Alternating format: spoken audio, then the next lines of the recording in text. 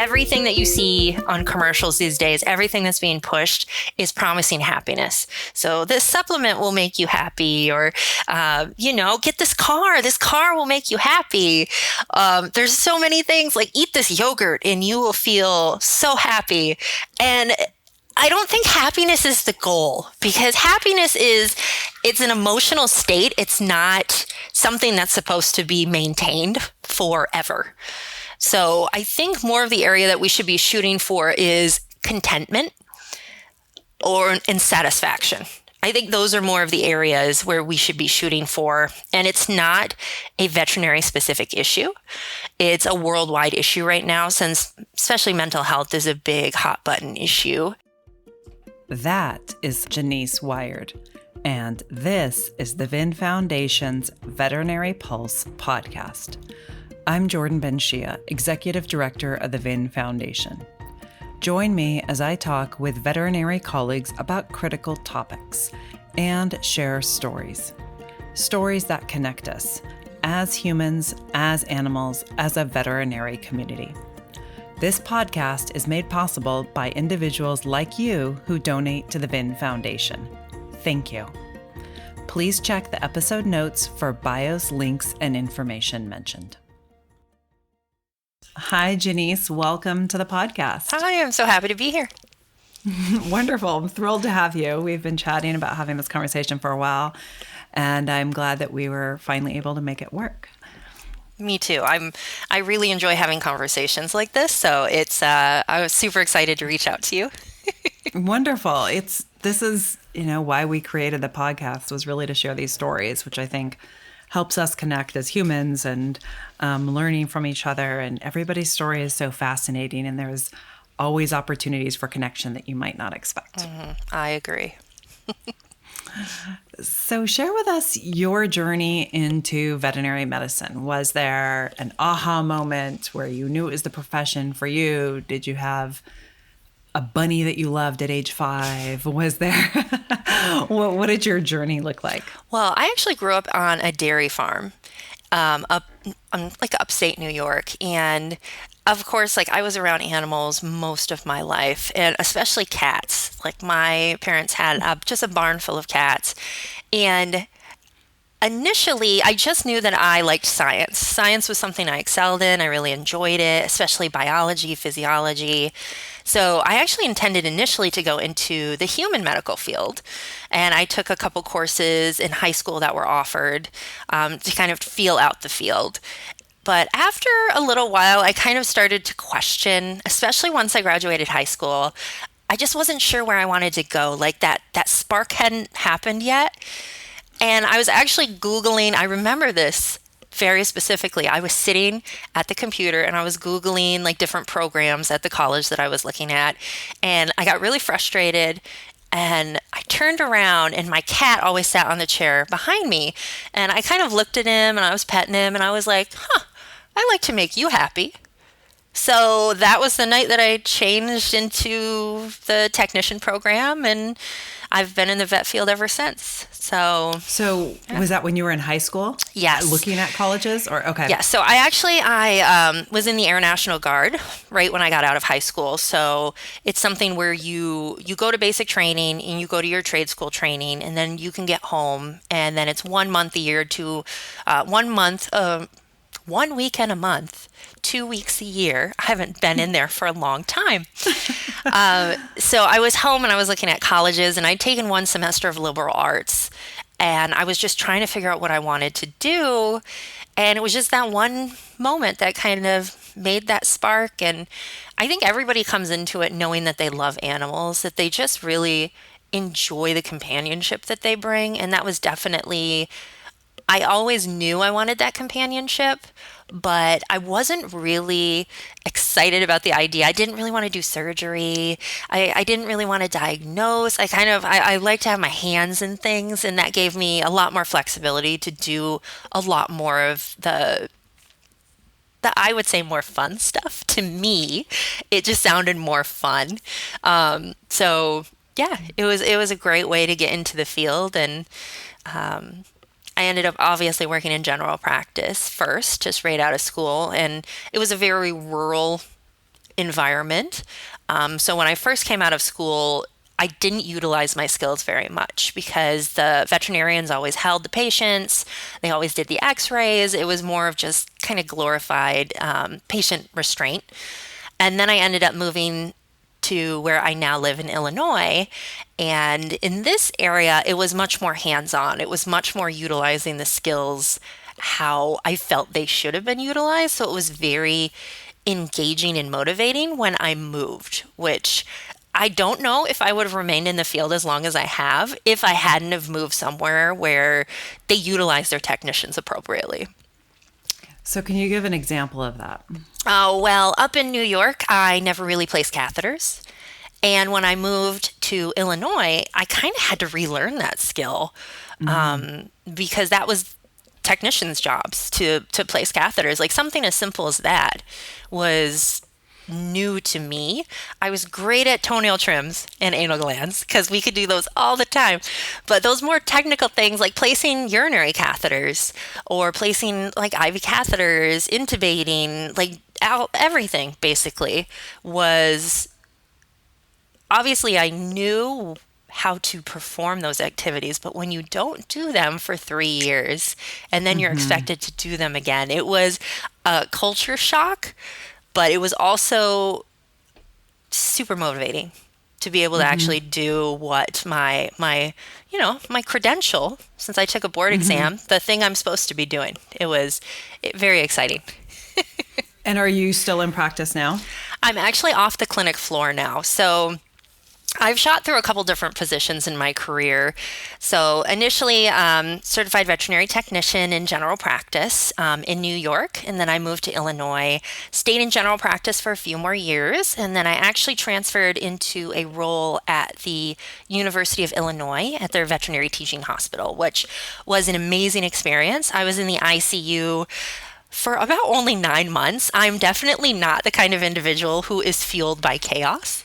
And some people love chaos, they love codes, and that is just not my jam. So I ended up transferring into the diagnostic imaging department where I was able to just basically do radiographs, and I learned how to do CTs and MRIs. Ultrasonography was a big part that I kind of leaned into there. I really love ultrasonography. That is something that gets me very excited because it's such a non-invasive procedure, but it can tell you so much about your patient and kind of what to look for. So that was a great experience. And actually around COVID timeframe, I transferred into an overnight large animal equine position, which was very fun and also really good as far as staying away from people since it was overnight. There wasn't very much staff in the hospital, and it was kind of nice, and I could keep my kids home. So that was a really nice period for that to happen.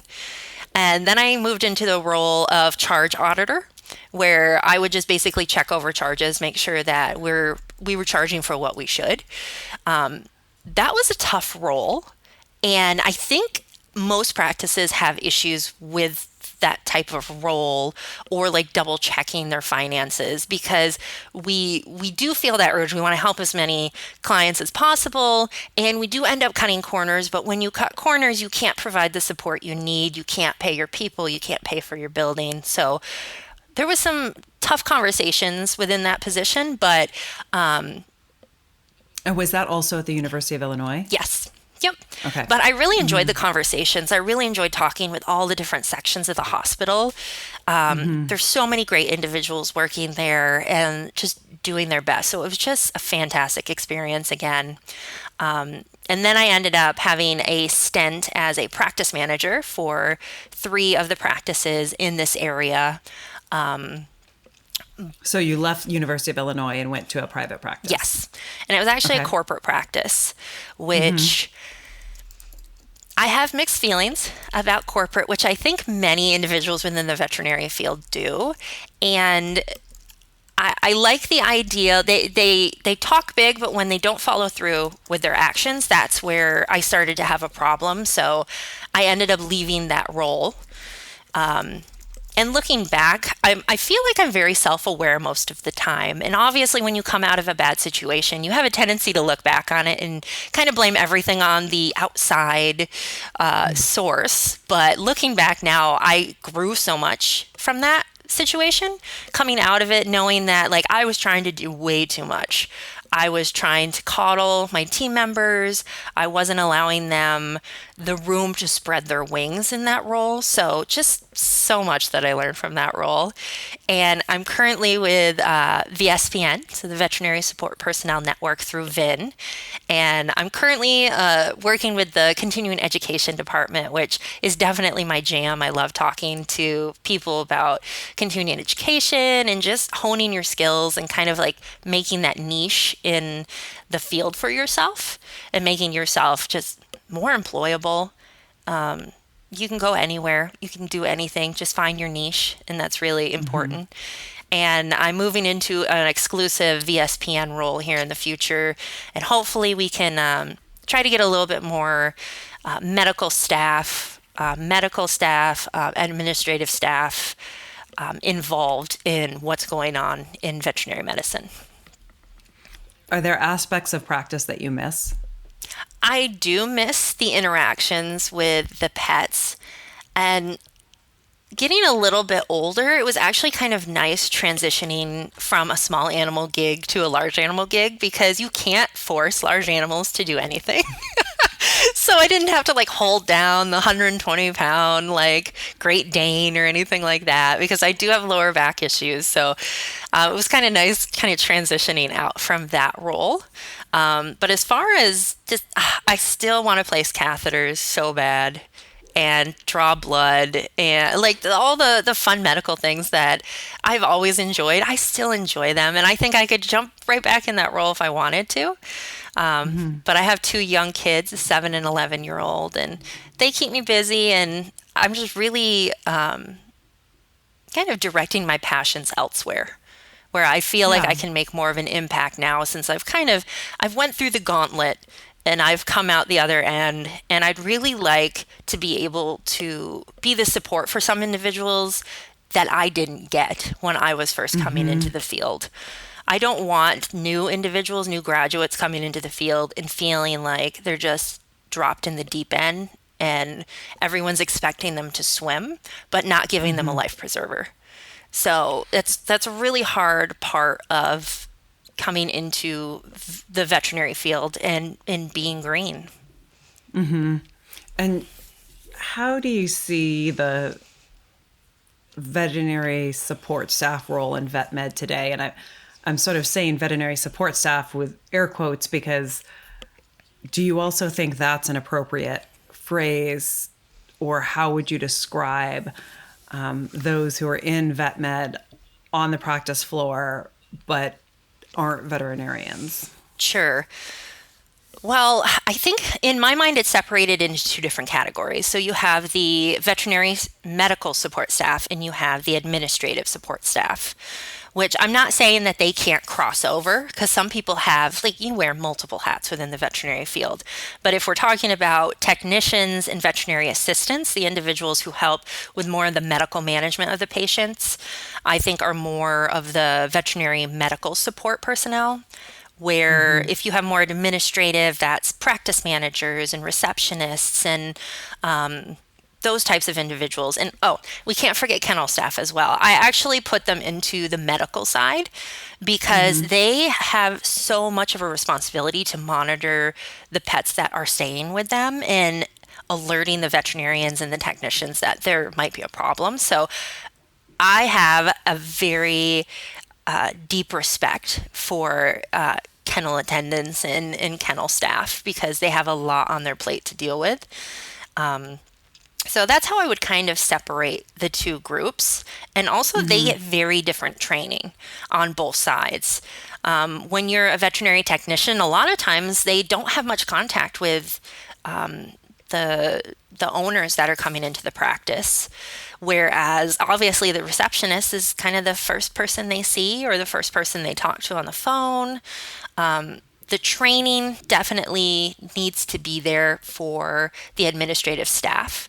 That's one thing throughout my career that I've really leaned into, because even though somebody works in a practice for 20 years, and if they're a medical individual being risen up into, they become the practice manager or the office manager, a lot of times they don't have the people skills that they need to be able to work with the rest of the staff and really make the practice successful. And I think that's something that we have to be aware of, is that if we are going to elevate individuals into those positions, we need to make sure that they have the training and experience that they need to be successful. So that dovetails a bit into what, from my understanding, is definitely a passion of yours, which is mental health and veterinary support staff. And how did you discover that was an area of interest to you? Well, I pretty much think that I was compassion fatigued through most of my career. And I think that's something that can go unnoticed just because there's this, what I want to say, a pandemic almost of cynicism and like dark humor about like the practice and kind of what you experience daily within the clinic. And it just seems like everybody's feeling the same thing, so it must be okay. Where on the other hand, it's like, oh no, we're just all feeling the same thing. We're just all compassion fatigued, or we're all burnt out.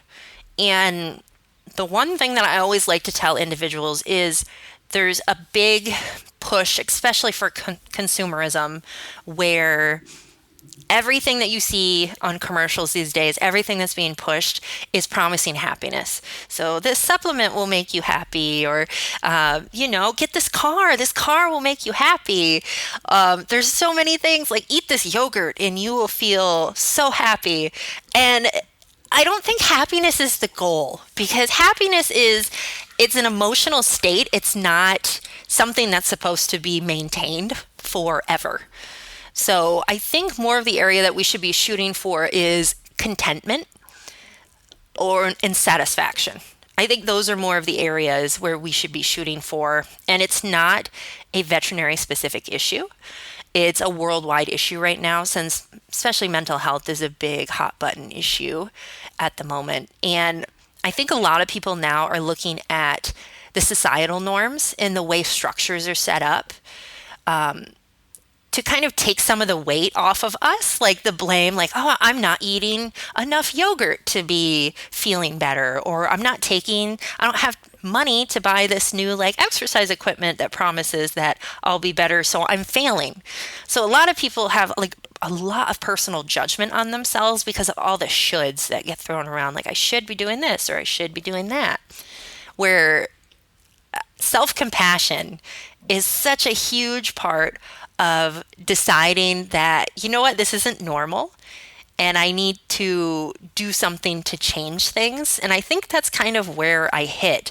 I've been doing a lot of personal work the last few years, especially trying to understand myself a little bit more, understand what brings me joy, understand that joy is okay, because a lot of times we don't give ourselves the grace to find joy, to be happy, because we're like, in this state of affairs, how can I be happy when all these horrible things are happening? But joy is what sustains us and really creates that fire for us to engage in the world and make change. And especially within the veterinary field is created for veterinarians. And there's nothing wrong with that. Veterinarians obviously were the start of the field. Back in the day, if you were lucky, maybe you had a receptionist working with the veterinarian in their practice, but mostly it was just them.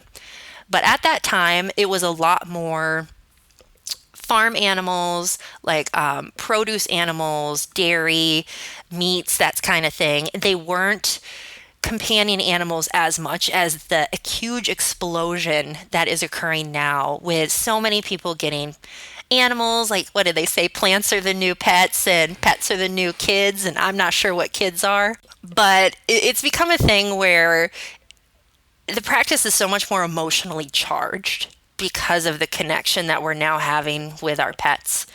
And we need to do more to elevate our support staff, like our medical support staff, our administrative staff, so that we can contend with this better and not have to rely on the veterinarians so much.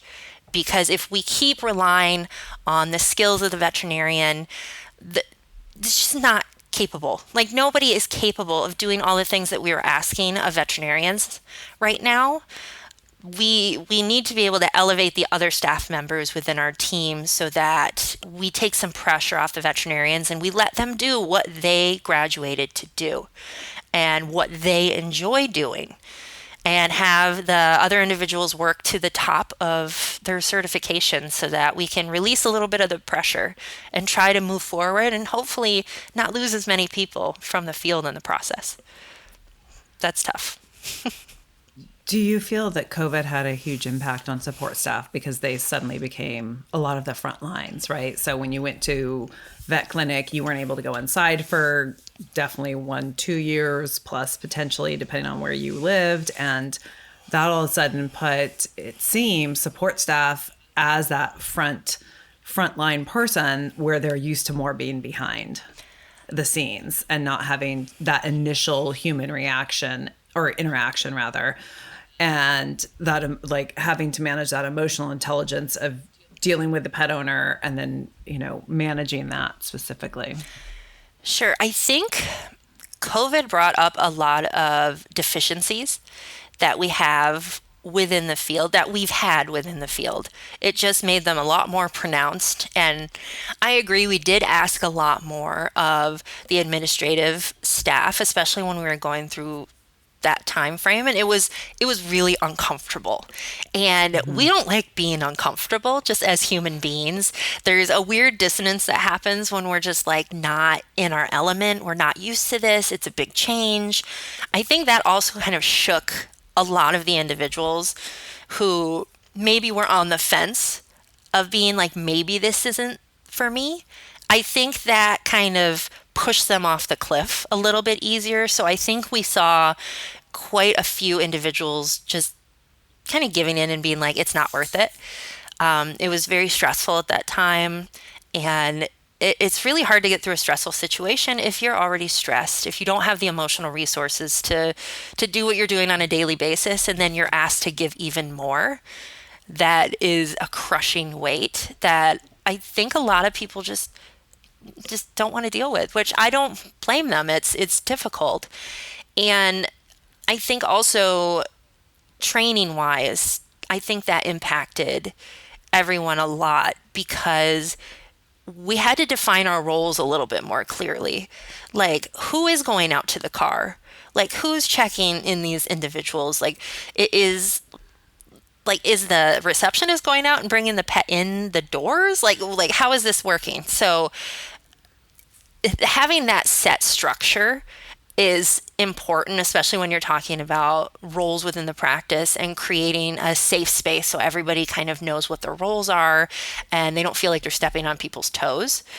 I think COVID brought out a lot of those, just these variable little issues that individually they weren't catastrophic, but I think it pulled on all the right strings to really cause panic in a lot of practices. And have you seen a significant shift in the veterinary support, both medical and administrative aspects since then? I have. I've seen, I guess, medical staff like expecting more from their administrative staff, like trying to have them, hey, can you triage before you send this phone call back to us? And especially with veterinarians, it used to be a thing where, somebody could call a practice and be like, can I talk to Dr. So-and-so? And they would just be sent to the doctor. And that's not really feasible in most practices anymore. We're moving away from being a super personable atmosphere to trying to be a little bit more like protecting our time in some ways. Like if there's something that could be answered by a technician, they should answer that question. You don't want them to go all the way up to the veterinarian because the veterinarian is doing other things. They're diagnosing, they're doing their notes for the day, like they're in surgery. They're not accessible to the public as much as they used to be.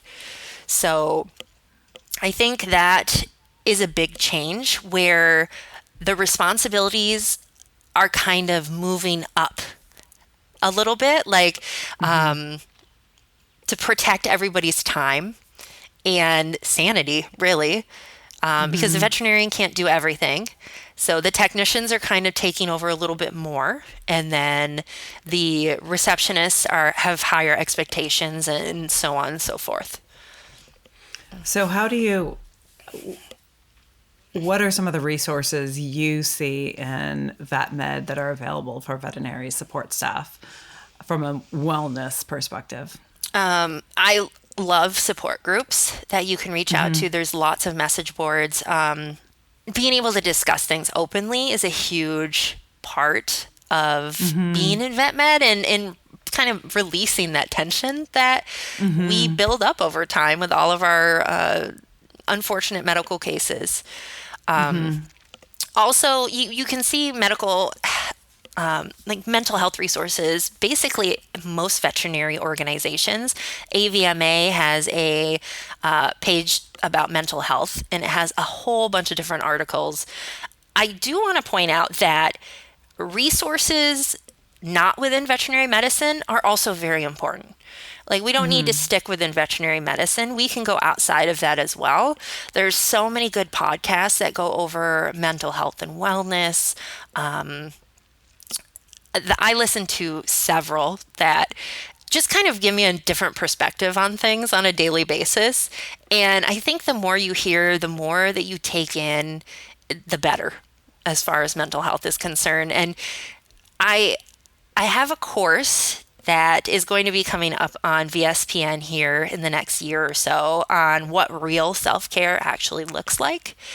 And it's not bubble baths and like drinking wine in the evening. It's not any of that. It's really doing the work, the self-work to figure out like, hey, what am I dealing with inside? Like, why do I feel this way when this person does this? Or looking at those cognitive distortions that we all have as far as like the all or nothing bias. Like, are you going off the all or nothing bias? Like, I either have to quit the field or maybe I could just cut my hours a little bit, or it's all in and all out. So there's so many of these different thought processes that we have. I love cognitive behavioral therapy. I think it is just such an interesting side of the mental wellness landscape that could really be dove into a little bit more in veterinary medicine as well, just because your thoughts create your behavior. So being able to really, what I want to say,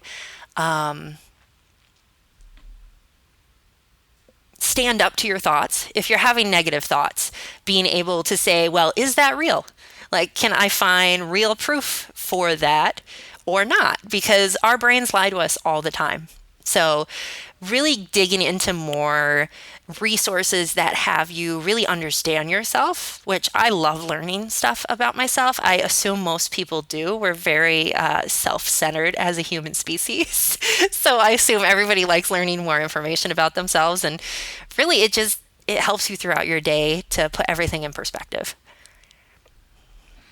So I think those are good resources and important to remember that it's not just in VetMed, that there are resources outside of VetMed that are also helpful. And then also, like what we try to do with Vets for Vets is just, there is also that relatability of talking to somebody that's in VetMed that will understand something that might be harder to explain to somebody that's not in VetMed. Exactly. I think one piece that is really missing from veterinary medicine is specialized counselors and therapists who understand the veterinary field. Because I've had a lot of comments from individuals I've spoke with talking about like, oh man, I talked to my therapist about this, but they don't get it.